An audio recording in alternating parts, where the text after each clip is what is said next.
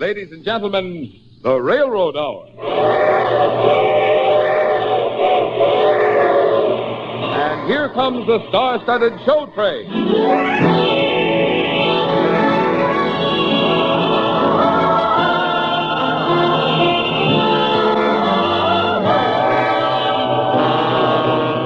Tonight, the Association of American Railroads presents the famous Victor Herbert operetta, Mademoiselle Modiste, starring Gordon MacRae and his lovely guest, Jane Powell. Our choir is under the direction of Norman Luboff, and our music is arranged and conducted by Carmen Dragon. Yes, tonight another great musical success is brought to you by the American Railroads.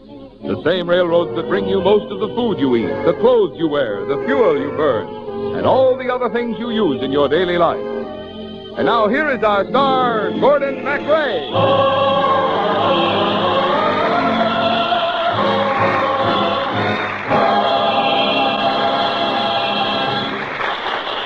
Thank you, Marvin Miller, and good evening, ladies and gentlemen. In Victor Herbert's Mademoiselle Modiste, I play the part of an American student in Paris who falls in love with Fifi, the charming Mademoiselle Modiste who sells women's hats. And here is our Mademoiselle Modiste tonight, is a Fifi we all take our hats off to, the lovely singing star of the films, Jane Powell. Large hats, bow hats, flat and very tall hats, play a part in history for good or ill. Closer hats may make a man, but since first the world began, hats have made a woman, and they always will. Large hats, small hats, flat and very tall hats, play a part in history for good or ill. Closer hats may make a man, but since first the world began, hats have made a woman, and they always will.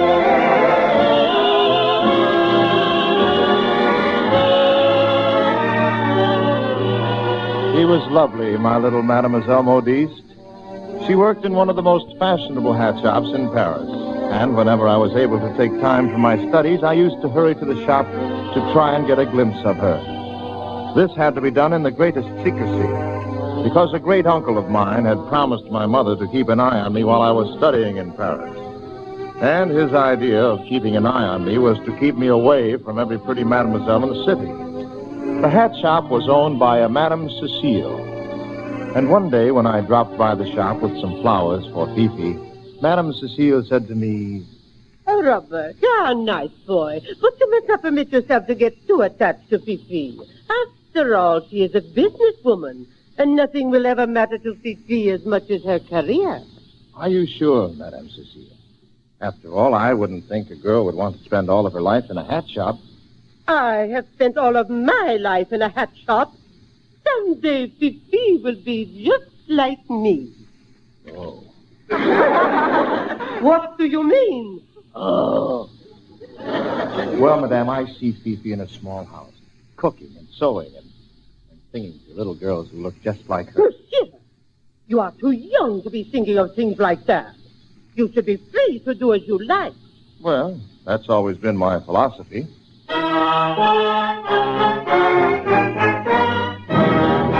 For I want what I want when I want it. That's all that makes life worth the while. For the wine that tonight fills my soul with delight, on the morrow may seem to me vile. There's no worldly pleasure myself I deny. There's no one to ask me the wherefore. I eat when I'm hungry and drink when I'm dry. For I want what I want when I want it. I want what I want when I want it. For I want what I want when I want it. That's all that makes life worth the while. I can find, if I will, lots of good fellows still, who will give me a welcome charming smile. So there's no worldly pleasure myself I deny. There's no one to ask me the wherefore why. I eat when I'm hungry and drink when I'm dry. For I want what I want when I want it. I want what I want when I want it.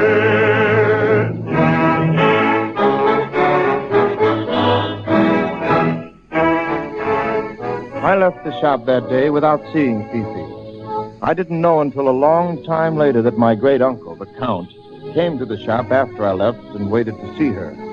He was determined to fix things so that I would never see Fifi again. Good afternoon, Your Lordship. Madame Cecile said you wanted to see me. How can I serve you? Well, what is a charming girl like you doing in a place like this? I sell hats, monsieur.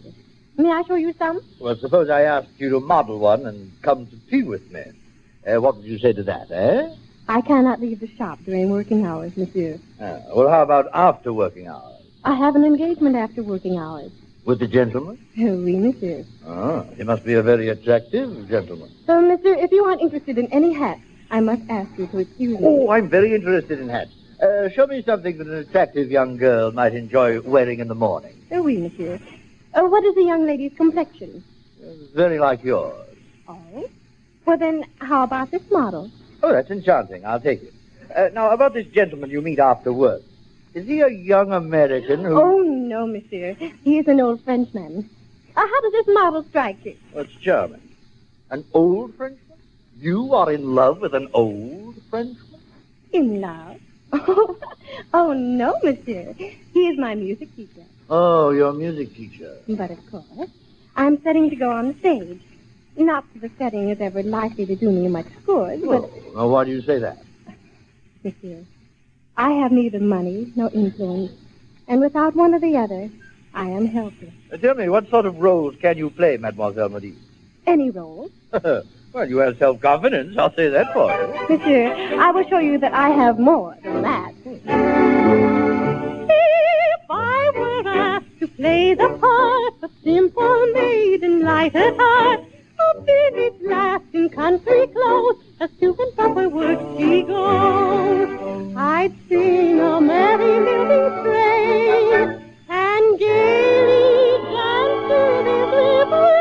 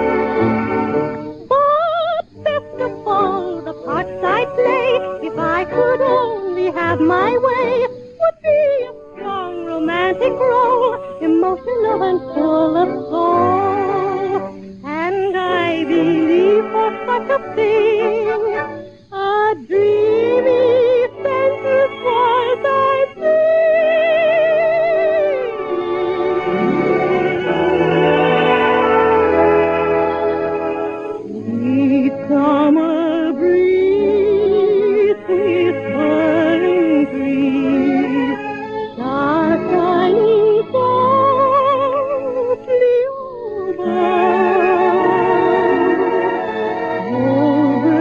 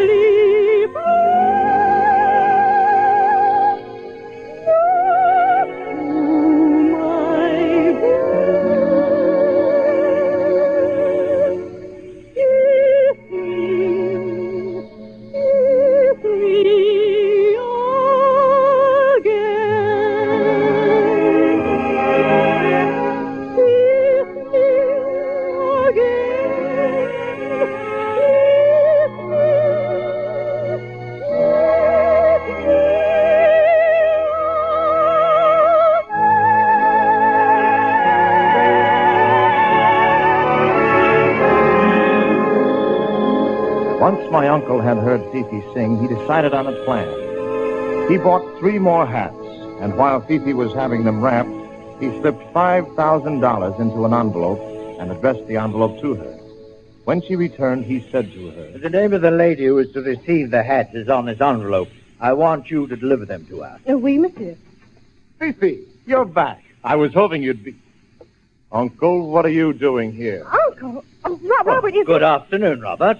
I must say I am surprised and shocked after I expressly forbade you to come here again. I'm not a child, Uncle, and you're not going to tell me where I'm to go and who I'm to see. What is going on out here? What is all this commotion? Madam Cecile, I love Fifi, and I want to marry her and take her away from here. You want to take her away? Robert, you will cease your attentions to this young woman at once, or I will stop your allowance and cut you out of my will forever. Mademoiselle Modiste, you will have nothing to gain by trapping my nephew into this disgraceful alliance. She is not going to trap your nephew into anything. She is going to stay right here with me. Where will I find another Modiste like her? I tell you, I will not have it in that No, I can't stand anymore. I can't stand anymore. Fifi, come with me. No, Robert. Monsieur le Count, I will not marry your nephew. You need not worry. I know that you can never marry a Modiste. So there is nothing for me to do but to go away. Where will you go? I will deliver these hats to the Count, and I will not be back. I think you are making a wise decision, Mademoiselle Modiste. You'll find the address on the envelope. And I hope you attain your goal and become a great singer. Fifi, you can't leave me like this. You can't. I love you. I'm sorry, Robert. I'm afraid there's no other way. Alas, to part, how great the sorrow, to leave the friend grown fond with years, to know perchance that on the morrow, for love and smiles come doubts and fears.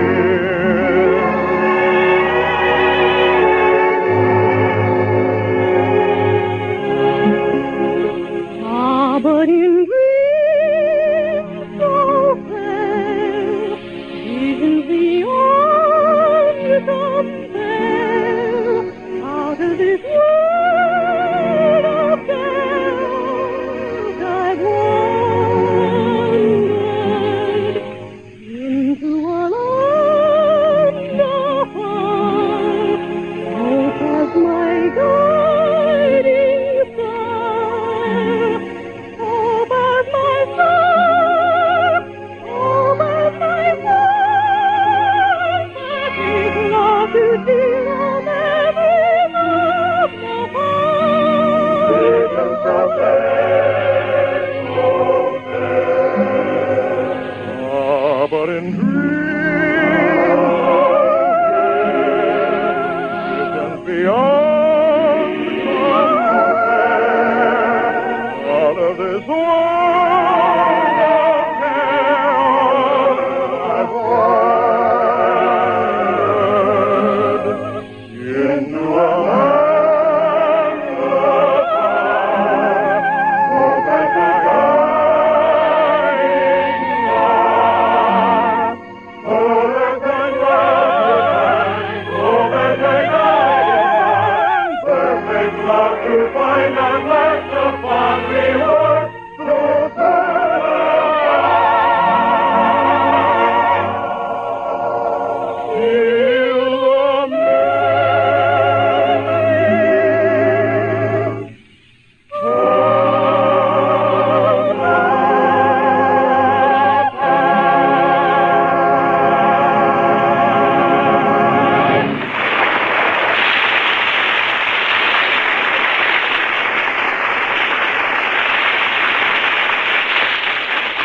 We'll return to the second act of Mademoiselle Modiste in just a moment. But first, today the American people have a wider choice of a greater variety of necessities, conveniences, and luxuries than any other people have ever enjoyed. One of the important reasons for this is the American system of transportation. The backbone of that system is the great workhorse of American life, the railroad. Of course, we have other forms of transportation on land and water and in the air. But it is the fundamental service of railroads which makes possible the modern highway and the motor cars which use it, and also makes possible all the other newer ways of transport. Each one of these other forms of transportation is widely used, But no one of them, nor all of them together, can do for this country what is done day in and day out by its railroads. Only the railroads can and do handle anything movable, anywhere, at any time, in any quantity, and for anyone. They keep the products of our farms, forests, and mines moving to industrial plants and carry back the finished goods which our people use and enjoy in such abundance. Like most industries, the railroads operate most efficiently and most economically when they operate most nearly to capacity. So the more freight that is shipped by rail, the more passengers who ride the train, the better able will the railroads be to handle your business and meet the nation's needs in commerce and defense. That's why it's good business to do business with the railroads.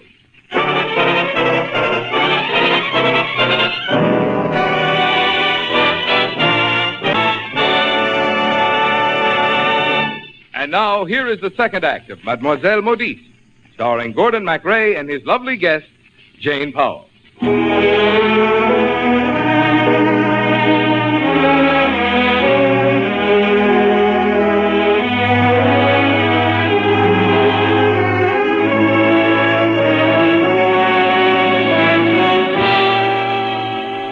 And so I lost my little Mademoiselle Modiste. The days, the months went by.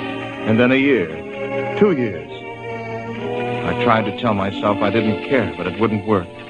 I saw her face everywhere, yet I could never find her. I wonder if Cupid is silly or stupid, or if the little rascal cannot see. For loving and wooing are all of his doing, and yet he makes it painful as can be. He mixes the stations, he changes relations, for all your little schemes he sets a snare. And though you have planned it and both understand it, he'll fix it so your sweetheart is not there. For the time may be morning or evening, the place may be distant or near, and the maiden demure may have made you feel sure that she'll be there without any fear. But there's always a hitch in it somewhere, and the thought sets your brain in a whirl. For seldom, if ever, you'll find them together. The time and the place and the girl. There's always a hitch in it somewhere. The thought sets your brain in a whirl. For seldom, if ever, you find them together. The time and the place and the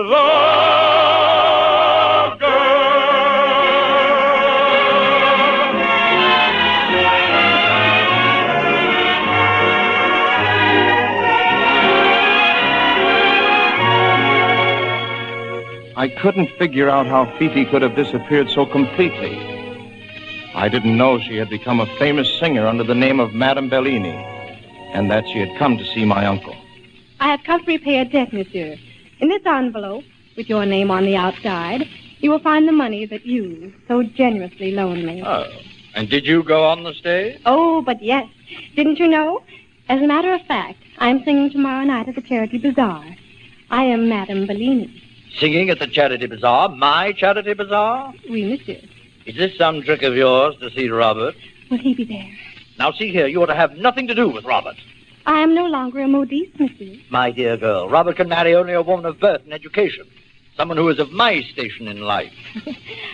Oh, he could hardly marry you, monsieur. This is no occasion for levity. I absolutely forbid you to make any appearance at the charity bazaar. Very well, monsieur. But I think you are a selfish old aristocrat, without a kind, charitable thought in your heart. You can keep your precious nephew. I wouldn't dream of marrying him.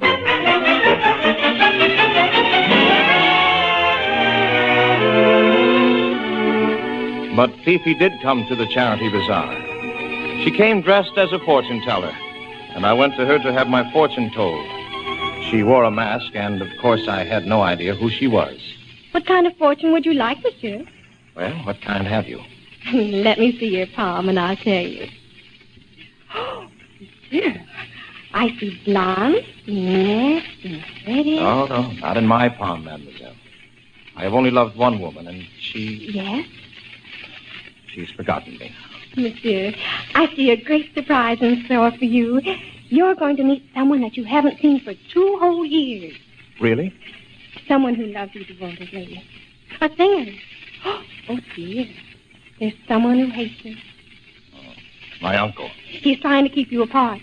He wants you to marry a title. No. I'll marry Mademoiselle Modiste or no one. Through all the long, weary months of the opera, he thought of you and dreamed of you and wondered if you still remember. Fifi. Darling, it's you. It's really you. Yes, Robert. Oh, Yes. Fifi. Oh, there are the soldiers. They've made me their mascot, and I promised to sing for them. Oh, I'm coming with you. I'm never going to let you out of my sight again. Oh, I hope you never do. Soldiers of France! Soldiers, I am honored to be your mascot.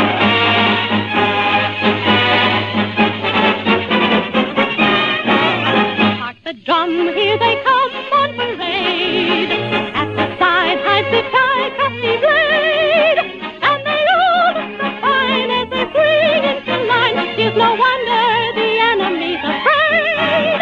They would die ere the tricolor drew. Never one to dishonor would do.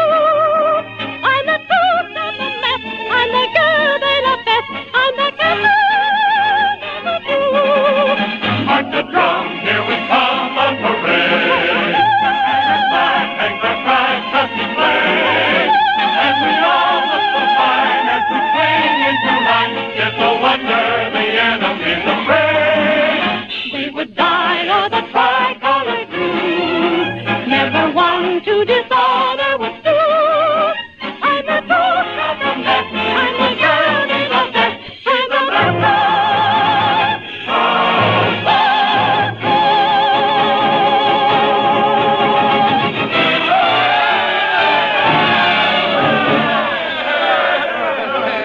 Well, now, may I inquire just what this means? Fifi and I are going to get married, Uncle, and this time no one is going to separate us. Oh, are you prepared to cut yourself off from all your friends as well as your family? I'll have her. You know, Uncle, you really did us a great favor by separating us. You showed us how much it means to be together. Well, young woman, seems you've won and I have lost. Oh, please don't feel that way about it. Share our happiness, will you? Well, there doesn't seem to be anything else to do but swallow my pride and wish you both happiness and withdraw. I don't know, I always get so sentimental in the spring. Fifi. Kiss me. Kiss me.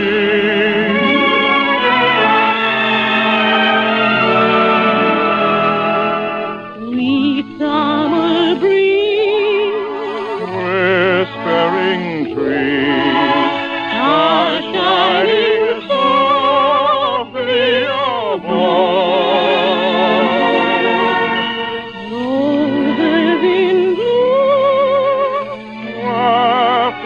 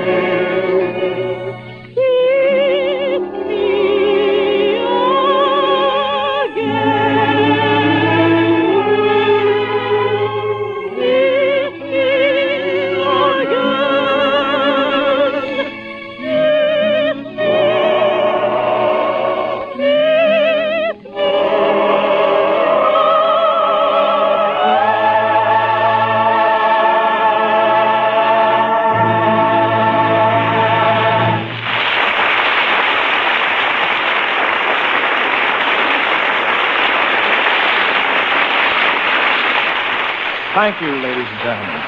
Jane Powell will be back in just a moment. Meanwhile, this is Gordon MacRae giving a big vote of thanks to Verna Felton and Joseph Kearns for their fine performances tonight. Mademoiselle Modiste, with book and lyrics by Henry Blossom and music by Victor Herbert, was adapted for radio by Gene Holloway. The Railroad Hour is brought to you each week at this time by the American Railroads. These railroads have many meanings for America, deep and vital meanings. They mean essential, efficient, and economical transportation. They mean jobs, good jobs, not only for railroad men and women, but also for hundreds of thousands of others who make the materials, supplies, and equipment the railroads buy. And railroads mean taxes. Taxes which help pay for the education of your children and for the general public welfare. Yes, day in and day out, railroads play an important part in the growth and progress of your community. And that's why it's good business to do business with the railroads. And now, here again is lovely Jane Powell.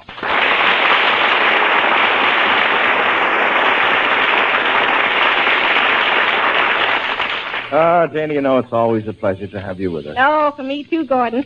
I'm really beginning to feel at home around the railroad. Well, you should. You're certainly streamlined enough. Well, you're no snow afraid either. Well, we'll be expecting you back week after next again, Janie, for our St. Patrick's Day program, George M. Cohen's Irish musical Little Nellie Kelly. Oh, I'll be here. Meanwhile, be sure to listen next week, Janie, because we're doing Gilbert and Sullivan's HMS Pinafore. Oh. And our guests are going to be Kenny Baker and Lucille Norman. Oh, I won't miss it. Bye, Gordon. Bye, Janie. All aboard. Well, it looks as though we're ready to pull out. And so until next week, goodbye.